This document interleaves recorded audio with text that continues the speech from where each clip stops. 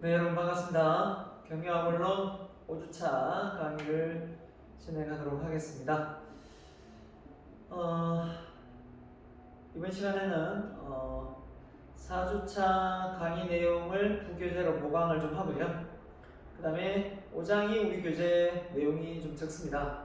그래서 5장 또 되면 6장까지 내용이 적으면 이렇게 진도를 좀 나가도록 하겠습니다. 자, 부교재에 나와 있는 5장하고 4장, 우리 교재 4장하고 내용이 많이 일치됩니다. 그래서 그 부분을 같이 한번 보고 가도록 하겠습니다. 우리 4장에서 조직의 환경에 대한 부분을 배웠었죠. 자, 우리 부교재에서는 기업의 환경에 대한 얘기를 합니다. 역시 똑같이 4차 산업혁명 이야기를 하고요. 우리 교재에서 다루지 않는 부분을 좀 더 구체적으로 디테일하게 부교재가 또 다루고 있습니다. 그래서 복습도 하는 차원에서 같이 한번 보도록 하겠습니다. 자, 5장입니다. 네, 기업의 경영 환경입니다. 자, 우리가 기업의 경영 환경을 내부 환경만 놓고 볼 수도 있고요. 외부 환경을 또 볼 수도 있겠죠. 더 나아가서 글로벌 환경을 보는 게 이제 5장, 우리 본교재 5장의 글로벌 환경의 내용이 나오고요. 그 다음에 6장에서는 이제 지식 경제에 대해서 아마 지식, 암묵지, 형식지에 관한 내용이 아마 나올 겁니다. 정보에서요. 자, 그래서 기업의 환경, 그 다음에 기업 환경의 의의, 그 다음에 디지털 혁명 시대, 말 그대로 지난 시간에 거론했던 4차 혁명 시대에 관한 내용이 이 책에도 거론을 하고 있습니다. 한번 보겠습니다. 자, 같은 내용입니다. 기업을 둘러싼 환경의 의미와 환경 조건의 변화 양상을 설명한다. 이거요. 그 다음에 기업 활동에 영향을 미치는 외부 환경 요인을 설명하고 각 요인별 사례에 대하여 이해한다 라고 했습니다. 자, 우리가 기업의 외부 환경 뭐가 있었죠? 기억 잘 안 나죠? 기업의 외부 환경, 정치, 경제, 문화, 뭐가 있습니까? 외부적으로 뭐 자연환경 이렇게 되어 있는데 그 외에 다루고 있는 부분이 우리 부교재에서는 종교까지 또 이야기를 하고 있거든요. 한번 보겠습니다. 기업의 내부 요인에 의해 이해하고 외부의 피해와 위협에 대처하기 위하여 내부 환경을 어떻게 조정하는지를 살펴본다. 자, 외부 환경에 피해와 위협이 있으면 내부 환경에 뭐가 있을까요? 자, 수학 분석을 이야기하면 기업의 장점과 단점이 있겠죠. 외부 환경에 피해와 위협이 있으면 내부 환경의 장점을 잘 이용해서 외부 환경의 기회를 잘 결합하면 좋은 전략이 나오겠죠. 자, 그래서 기업 환경의 의미, 급변하는 환경 변화를 예측하고 신속히 대처한다. 자, 왜 환경이 이렇게 급변하죠? 그만큼 정보와 지식 사회에서 이 인터넷 보급률의 어떤 발달로 기술력이 많이 평준화되죠. 정보를 많이 주고받기 때문에 빨리 어떻게 보면 누구나 보편화되죠. 그렇기 때문에 오히려 그런 기술력이 혁신이 오늘날의 혁신이 내일이면 부식이 되는 그런 상황이 빨리 진행되는 겁니다. 그죠? 그래서 어디까지나 이런 정보의 환경 속에서 우리가 경영을 잘하려고 하면 결국은 경영 환경에 대한 변화 양상을 우리가 읽어야 되겠죠? IoT 뭡니까? 사물 인터넷, AI, 그죠? 인공지능, 자, AI고요. 그 다음에 3D 프린팅, 5G, 자, 이런 부분입니다. 그래서 어저께인가요? 어제인가 같아요. 저는 휴대폰이 앱이 가동이 안 돼가지고요. 정말 어려움을 많이 겪었습니다.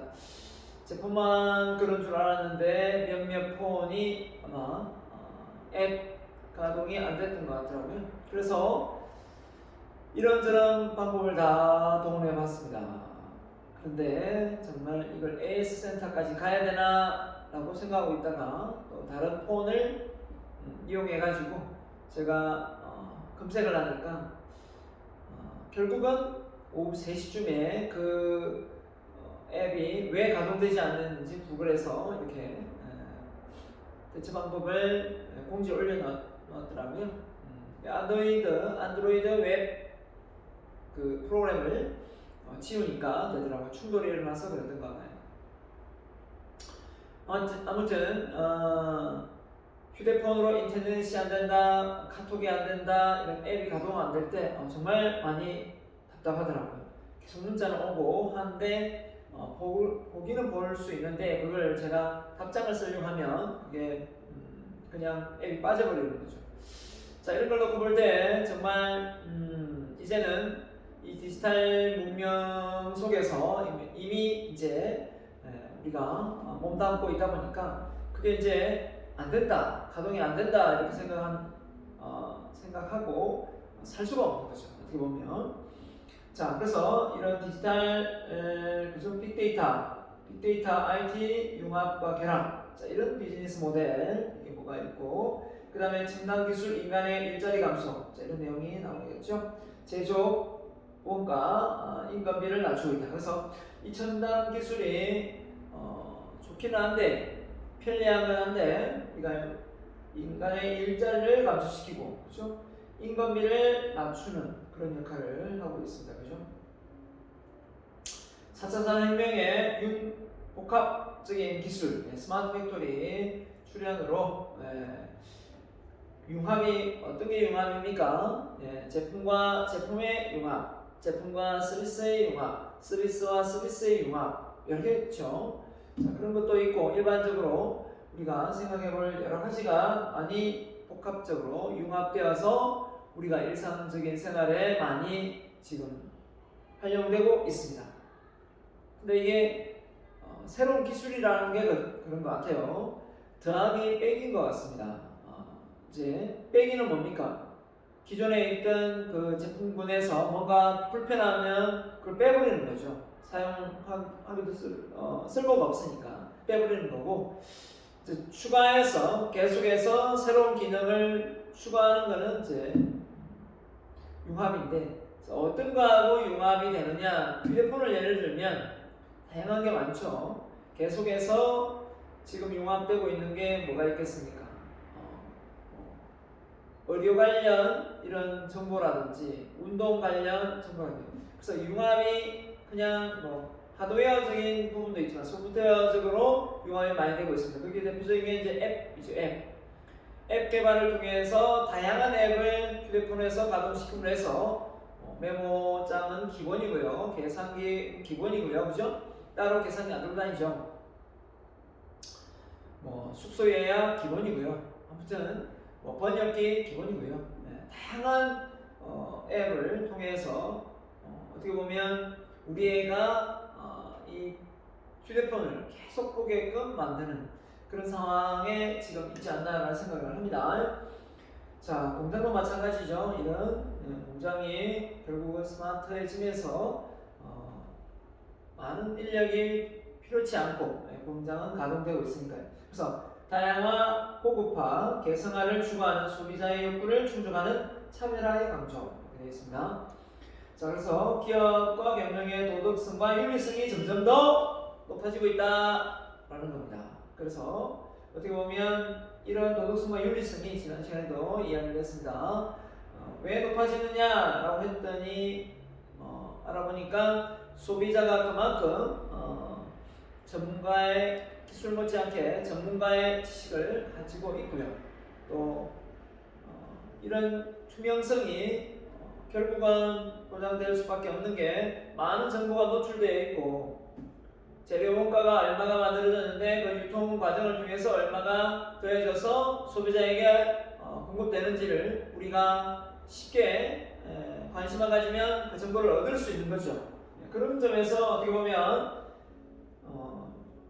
도덕적으로 윤리적으로 너무나 터무니없는 그런 어떤 제품에 대한 어떤 가격이라든지 아니면 그 수익금에 대한 어떤 투자처라든지 이런 부분이 복지 예산으로 가지 않고 오너 지배하고 있는 이 소유 경영자의 오너의 몫으로 다 돌아간다면 이거 문제가 있는 거죠. 그래서 어떻게 보면 이제는 그 기업이 가지고 있는 윤리성, 도덕성, 더 나아가서 법률적인 거, 그죠? 그 다음에 자선적인 부분, 이 사회에 얼마나 기여하고 환원하는지에 대한 부분까지 다 고려를 한다면 결국은 기업이 경영을 잘한다는 그 차원은 그 이미지가 기업이 가지고 있는 브랜드 가치가 결국은 어떠냐에 따라 또 외부 환경의 좌우가 되겠죠.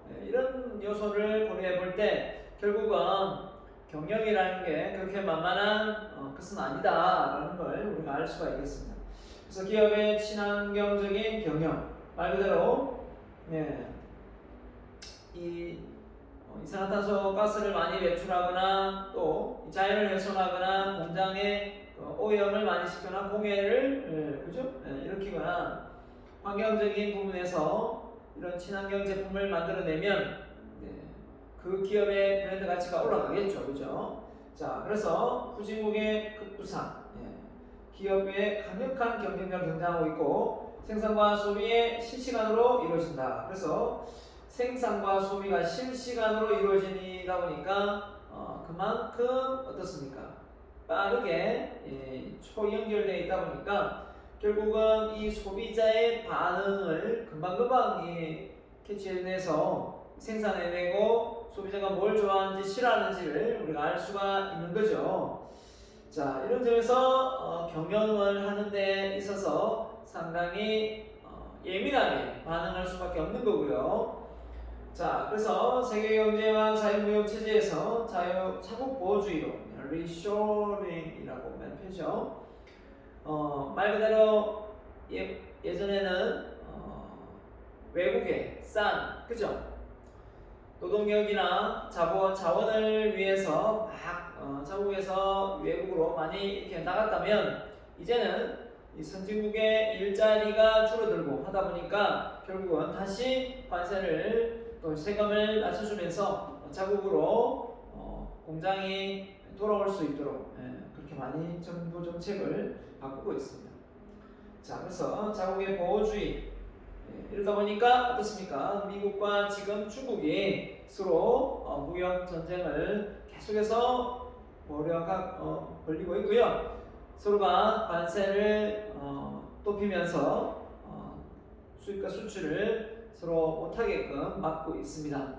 그래서 이런 패권 전쟁이 어떻게 보면 군사력하고도 맞먹기 때문에 국가가 이렇게 성장했을 때 만약에 중국이 공산주의가 아니라 만약 일반적인 민주주의 국가였다면 미국이 저렇게 경계를 하지 않았을 텐데 러시아와 함께 공산주의다 보니까 좀 경계를 많이 하고 있는 것 같습니다. 특히 정신 못 차렸던 트럼프하고는 완전히 다르죠. 바이든은 정말 주변의 어떤 상황을 다 고려해서 좀 더 명확하게 선을 많이 긋는 타입입니다.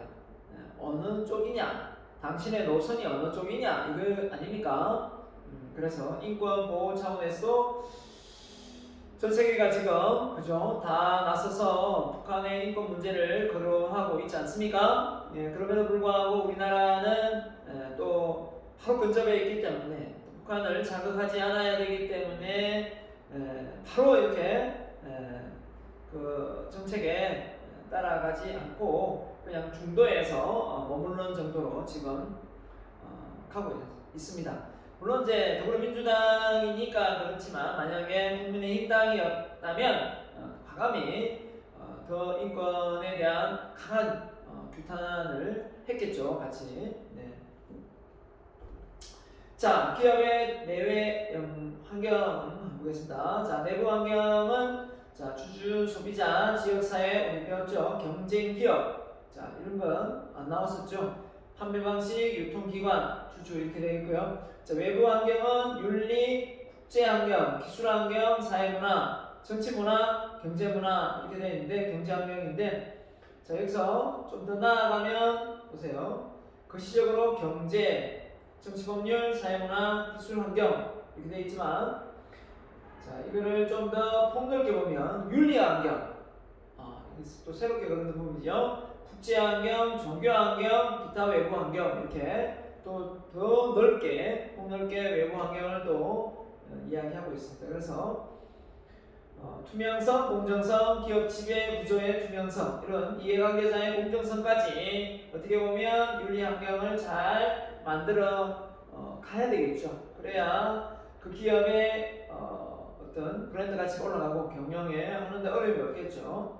그래서 그런 국제 환경, 종교 환경까지 다 영향을 주고받을 수 있다. 그래서 단순히 기업은 이익을 창출하는 그런 차원을 넘어서서 이런 영향을 서로 주고받을 수 있는 거죠. 외부의 윤리적인 문제가 기업에 영향을 줄 수도 있고 기업의 윤리적인 도덕성이 외부에 영향을 줄 수도 있는 겁니다. 그렇기 때문에 쌍방적인 영향을 주고받는 거죠. 일방적인 건 없는 것 같습니다. 그죠? 자, 그래서 내부 환경은 주주, 배당을 잘 주는 거죠. 기업의 실적에 따라 배당을 잘 줘야 되는데 많이 실적이 나도 그죠? 네, 영업이익이 나도 그거를 다시 재투자하는데 활용될 수도 있고 이렇게 투자 또 투자자들에게 배당을 많이 할 수도 있습니다. 자, 이런 신뢰도가 쌓이면 쌓일수록 결국은 더 다음에 더 많은 투자자가 모여들게 되겠죠. 그다음에 소비 전략, 제품이나 서비스를 구매 아이디어를 원천이다. 사업 아이디어 제공의 원천이 되어버렸습니다. 이건 생산자가 그냥 도맡아서 했던 것이 직접 그 물건을, 제품을, 서비스를 받는 소비자가 어떻습니까? 직접 써보고 불편한 점을 이렇게 말로 언급을 할 때 그런 내용들이 결국은 기업에 좋은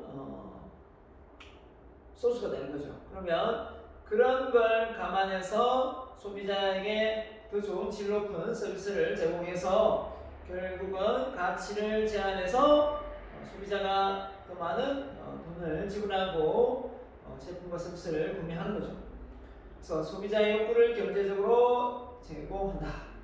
자, 그 다음에 지역사회. 자, 종업원의 사기 진짜 이미지 양상, 지역사회 공헌 및 관계 개선. 그래서 그 지역 내에 있는 많은 사람들, 지역 단체들과의 어떤 관계 연계성 이런 부분도 자 고문하고 이어나가야만 기업이 결국은 외톨이가 되지 않고 그 지역 사회와 잘 융합해서 융화되어서 좋은 이미지로 형성될 수 있겠죠. 자, 그다음에 경쟁 기업이죠.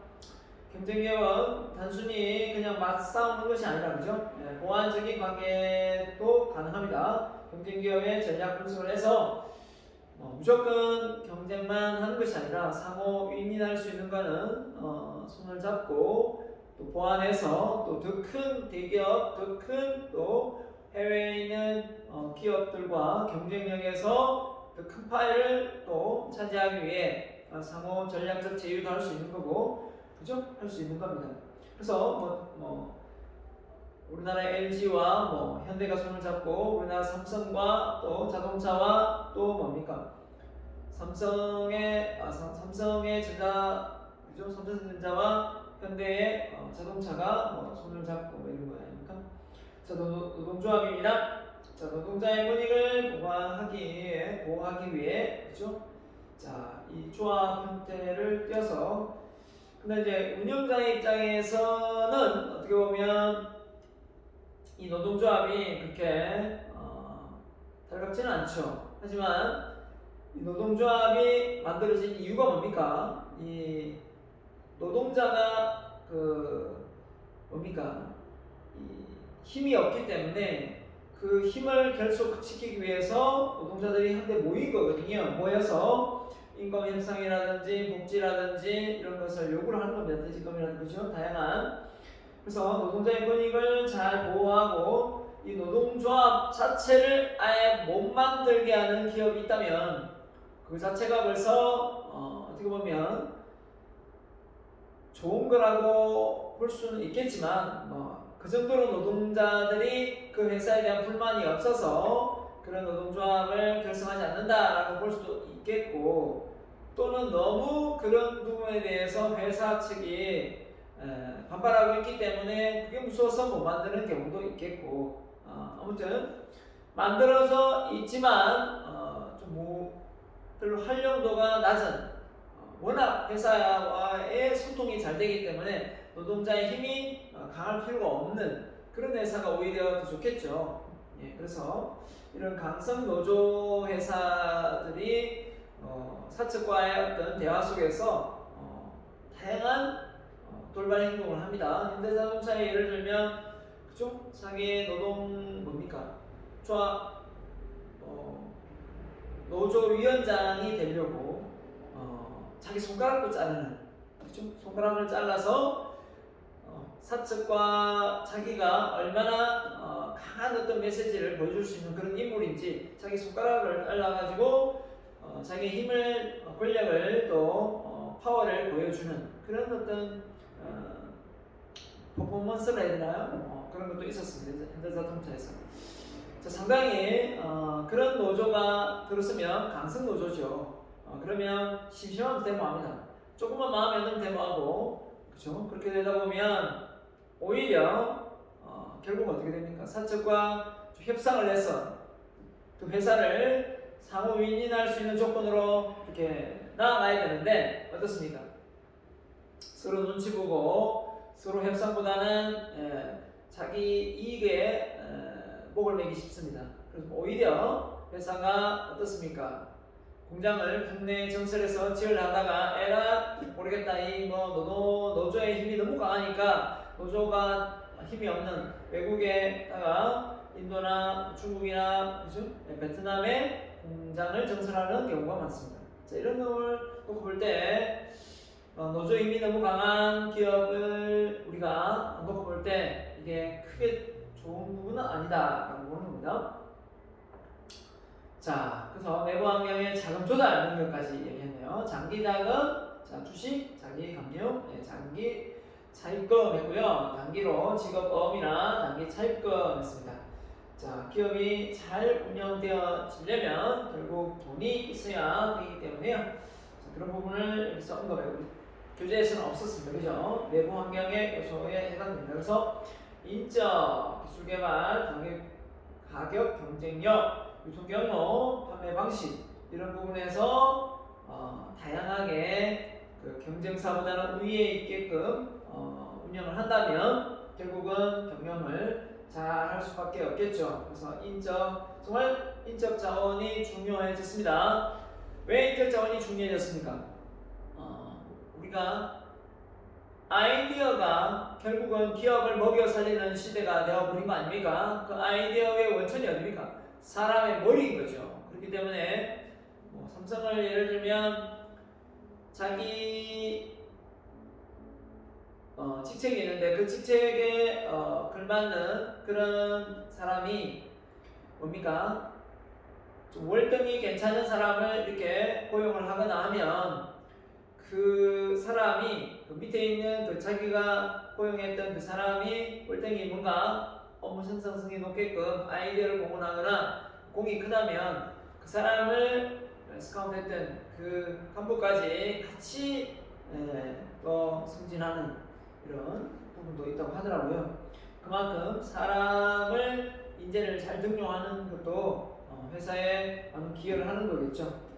근데 사람을 이렇게 잘 뽑는다는 게 절대 쉬운 건 아닌 것 같습니다. 그래서 요즘에 인적 자원에서 기업에서 가장 좋아하는 인재상은 뭐냐? 바로 소통과 융합이다. 정말 소통 잘 되고 융합 잘하고 그죠? 변화와 혁신에 앞장서는 그런 직원을 좋아하고 있다라는 거죠. 단순히 좋은 대학 나와서 그죠? 좋은 성적 받고 그냥 무조건 입사하는 게 아니라 정말 사람들과의 관계가 좋고 그 다음에 그 유대관계 속에서 자기의 역량을 잘 펼칠 수 있는 그런 사람, 그런 사람을 기업에서는 숨은 인재다라고 보는 거죠. 그래서 인적 자원이 상당히 내부 환경에서 중요한 요소이고요. 그 다음에 기술, 개발, 자, 그래서 특허를 낸다든지, 자, 그런 거고요. 자, 가격 경쟁력, 자, 시장에서 소비자 확보, 시장 점유율 증가, 이럴 때 저 가격으로 경쟁력을 확보할 수 있겠죠. 자, 유통 경로입니다. 유통 경로를 단순화시켜서 결국은 소비자에게 빠른 시일 내에 제품을 배달할 수 있는 부분이 되면 좋겠고요. 자, 그 다음에 판매 방식에 따라 온라인, 정보통신, 비대면 방식으로 다양하게 공급을 할 수가 있겠죠. 자, 사물 인터넷에서 자, 이렇게 컴퓨터를 활용해서 또는 다른 인터넷 연결을 통해서 정보를 공유하고 제어해서 사물끼리 실시간 데이터를 주고받는 이 기술 환경, 이 사물 인터넷이 계속 많이 거론될 거고요. 자, 모든 통신을 통해서 다 작동을 시키니까요. 그래서 집에서 냉장고를 가동시킨다, 보일러를 가동시킨다, 또 뭡니까? 전화기로 다양한 걸 가동시킬 수 있죠. 로봇, 청소기 있다면 청소기를 가동시킬 수 있는 거고. 자, 이런 기능들이 예를 들면 우리가 휴대폰 대고 검색을 할 때도 말로 해서 검색하는 것처럼 내비게이션에도 그죠? 네, 이런 말하는 말로 통해서 길을 찾고 이런 것들이 다 사물 인터넷을 통해서 가능하고요. 그 다음에 사물 인터넷 작업 현장의 도입 기대 효과 뭡니까? 제품의 생산 일정, 재고 관리, 구매 관리, 품질 관리 등 관리 수준에서 상당히 도움이 된다. 왜냐하면 이미 재고가 구매자의 어떤 그 품질에 관련된 걸 다 이게 정보가 누적되어 있기 때문에 쉽게 없는 물품은 빨리빨리 대체할 수 있고 또 관리를 너무 많이 축되지 않게끔 할 수 있는 거죠. 자, 기계 설비 자료 수집이 용이하다. 그래서 불량 사전에 어떤 게 불량할 수 있는지를 미리 예측할 수 있는 거고 생산 현장의 노동 인력 감소, 자, 생산력 향상입니다. 그래서 적은 노동력으로도 더 많은 생산성을 끌어올릴 수 있다. 이걸 좋아해야 될까요? 운영자 입장에서는 기업의 운영자 입장에서는 비용이 적게 들어가니까 좋아야 되겠지만 자, 이 종업원의 입장에서는 일자리가 어느 날 없어질 수도 있기 때문에 이게 마냥 좋아할 일은 아닌 것 같습니다. 자, 재고 분류 자동화로 출하 시간의 순차적인 관리로 창고 관리의 효율성을 기할 수 있다고 했고요. 그 다음에 작업 환경의 분석으로 작업자의 건강 보호 및 생산성을 높이고 산업체까지 감소시킬 수 있는 이런 기능까지 할 수 있다라는 겁니다. 그럼에도 불구하고 각종 이제 이런 시뮬레이션을 통해서 사전에 예방을 할 수도 있지만 아직까지는 그런 것이 잘 안 돼서 그런지 모르지만 안전사고가 많이 지금 일어나고 있는 건 사실입니다. 그죠? 자, 그 다음에 AI입니다. 인공지능. 자, 결국은 우리가 이세돌이 그죠? 바둑을 알파고하고 떠서 졌지 않습니까? 그런 것처럼 이제는 골프를 치는데 인공지능 AI하고 골프를 치고 맞죠? 자, 이런 시대가 이제 왔는데 앞으로 이 AI의 기능을 통해서 이 학습 능력이 얼마나 빨라지느냐에 따라서 우리의 존재적 가치가 사람의 존재적 가치가 많이 어떻게 되겠습니까?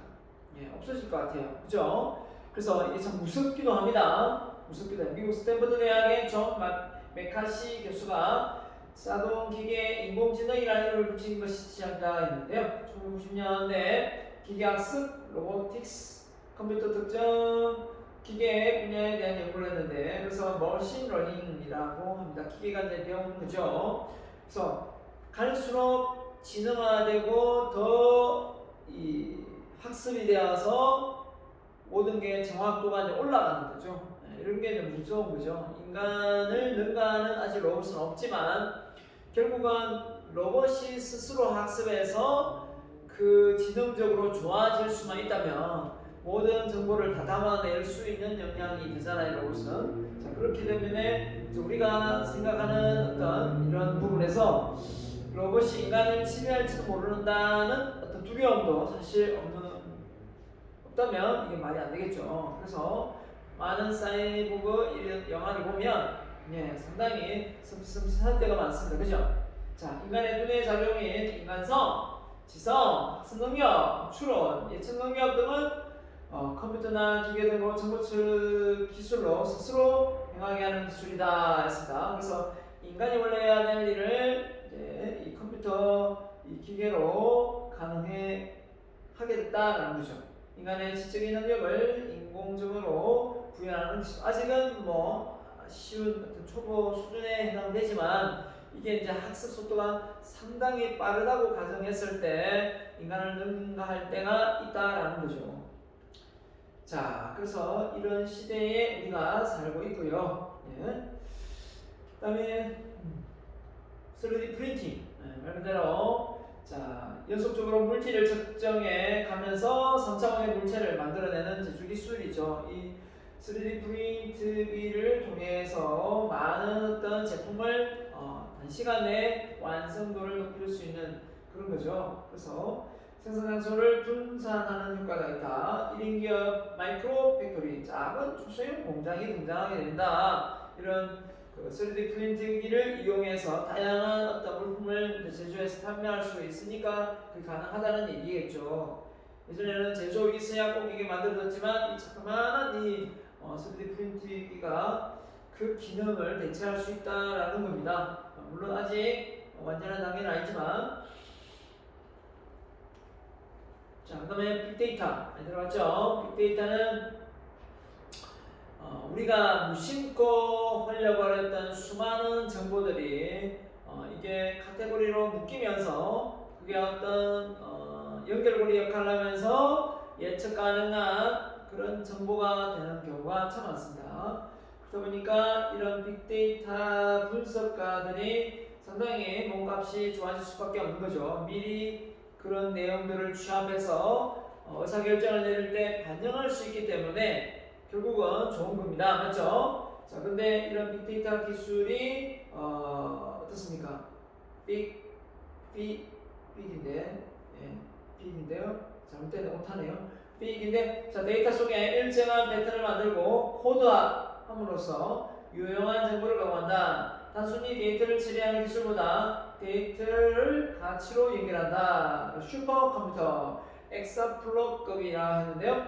자, 현재보다 몇 배요? 1000배. 와, 지금도 엄청 빠른데 1000배나 빠른 속도의 어떤 연산을 가능하게 하는 슈퍼컴퓨터가 등장하게 된다면 훨씬 더 많은 정보가 한꺼번에 이렇게 취합돼서 더 정확한 데이터를 만들어낼 수 있겠네요. 그죠? 이런 정보들이 어떻게 됩니까? 소비자의 어떤 욕구라든지 이 세상의 어떤 흐름이라든지 또 어떤 걸 만들어야 생산자가 어떤 걸 만들어야 소비자가 어떤 걸 더 많이 선호할지 이걸 다 예측 가능하게끔 한다는 거죠. 자, 그 다음에 로봇이네요. 산업 현장에서 간단한 인간의 업무를 대신하는 단순한 방식으로 인건비를 줄이는 목적이다. 그렇죠? 그래서 진화의 아까 AI, 인터넷 결합하여 인간과 소통하는 인식 능력과 감정을 가지게 되는 인공지능 로봇이라 했습니다. 그래서 현대자동차 가면 이 자동차를 만드는 데 있어서 AI가 많이 그죠? 가능한 지금 장비들이 이미 실행되고 있죠. 네. 자, 이거 로봇이 막 춤을 추기도 하고 그죠? 네. 그다음에 가상현실입니다. 자, 정보 기술을 이용하여 자, 이거 없었습니다. 그죠? OER인데 특정 환경이나 상황을 연출합니다. 그 다음에 인간이 그러한 가상현실에서 상호작용할 수 있는 인간과 컴퓨터의 어떤 인터페이스라고 하는데요. 한마디로 얘기하면 인간이 컴퓨터하고 이게 연결고리 역할을 해서 그걸 볼 수 있는 거죠. 상호작용해서 결국 그거는 가상현실인 거죠. 그래서 가상현실이 되는 거고 이 정강현실은 일반적으로 현실적에 있는 걸 가지고 다시 그걸 가상의 이미지로 덮어서 만드는 게 이제 증강 현실입니다. 그래서 없는 것을 새롭게 만드는 것은 가상이지만 증강 현실은 현실 세계에 있는 현실 세계의 가상을 이미지로 또 다시 만들어낼 수가 있는 거죠. 예를 들면 아바타 영화가 있는데 중국의 장가게를 어떤 벤치마킹 해야 된다면 그 그림을 그 사진을 통해서 그 장소를 통해서 이게 만들어졌다고 하더라고요. 그 정도로 그 영화가 되게 이제 화려하고 상당히 괴롭히기 끝내주지 않습니까? 자, 실제로 존재하지 않지만 컴퓨터나 정보통신 기술로 사용자의 시각이나 청각, 촉각 등을 자극해 마치 실제로 있는 것처럼 가상 환경을 느끼게 한다. 그렇게 되면 어떻게 됩니까? 모든 상황을 시뮬레이션 이렇게 보면서 할 수 있고 게임도 더 많이 현실감 있게 할 수도 있겠네요. 그죠? 자, 본인이 직접 거기서 막 싸우는 것처럼 할 수 있잖아요. 자, 그래서 융합 현실로 발전이다. 융합 현실로 발전이다. 융합 말이 나왔는데요. 어떤 융합인지 한번 볼게요. 컨버전스인데 자, 아까 말씀드린 대로 제가 여러분에게 제품과 제품의 융합, 제품과 서비스의 융합, 서비스와 서비스의 융합이 있다라고 말씀을 드렸는데 우리 보면 보통 제품과 제품의 서비스 융합이 보면 자, 프린트기하고 복합기가 이제 팩스 있고 프린트기 있다면 이걸 다 합쳐서 복합기가 되는 거지 않습니까? 자, 그런 것처럼 자, 하이브리드, 자, 스마트폰을 하이브리드 결합을 한다는 거죠. 계속해서 결합을 해서 전화기에다가 카메라, PD, 모바일, 앱 등 다양한 스마트폰의 제품의 어떤 서비스가 제품과 제품끼리 붙죠. 그러면 하이브리드, 컨버전스 완전히 융합되는 거죠. 자, 체열 분석, 진단 등 의료기기 융합이고요. 그 다음에 제품과 서비스. 제품과 서비스는 자, 예를 들면 여기 뭐가 있습니까? 이북. 일반적으로 만든 이 온라인, 오프라인의 책이 이북으로 만들어지고 복합 정수기를 어떻게 보면 렌탈. 정수기가 너무 비싸니까 이거를 뭐 장기 할부를 해서 서비스를 주는 거죠. 어떻게 합니까? 그냥 당신 돈이 없어요. 그러면 매달 30만 원만 썼어요. 그러면 카드를 하나 만들고 그걸 30만 원만 쓰면 자동으로 그 카드에 나온 어떤 뭐라 해야 되나요? 그걸 통해 포인트를 통해서 당신이 쓰고 있는 그 정수기의 렌탈 한 달 비용을 이렇게 차감해서 가겠습니다. 이렇게 되는 거죠. 그러니까 결국은 그런 어떤 약간이 붙음을 해서 제품과 서비스가 복합적으로 되는 거죠. 자, 책은 잘 압니다. 온라인상, 오프라인상에 있는 책이 전자책으로 바뀌는 거. 예, 그죠? 자, 그 다음에 서비스와 서비스입니다. 서비스와 서비스. 말 그대로 바카슈랑스, 은행과 보험이 합쳐졌다. 우리 왜 합쳐졌느냐? 왜 합쳐졌을까요?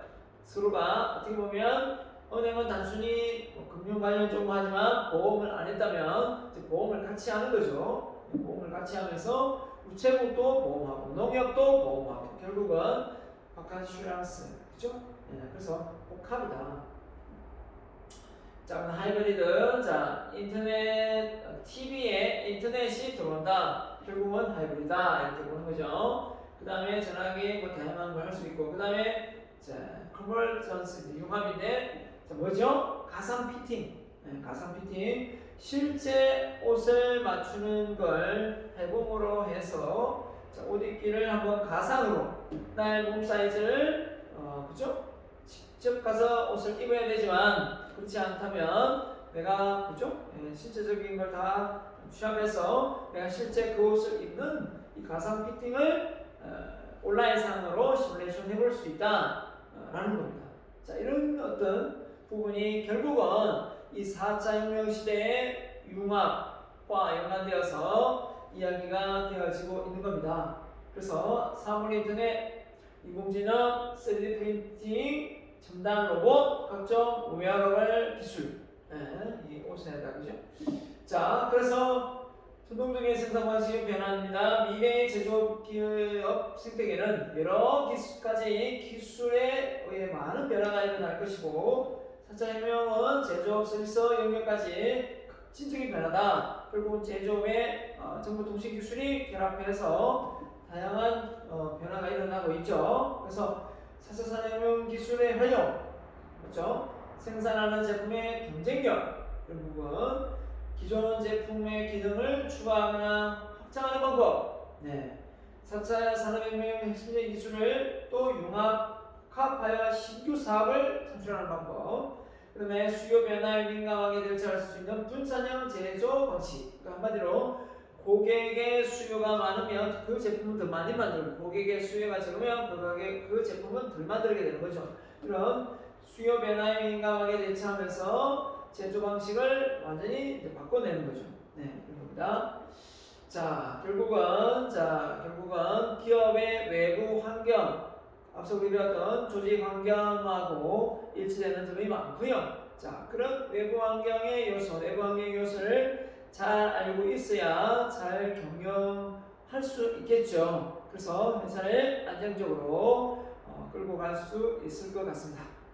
이제 잠시 쉬었다가 바로 우리 교재의 5장 부분을 배워보도록 하겠습니다.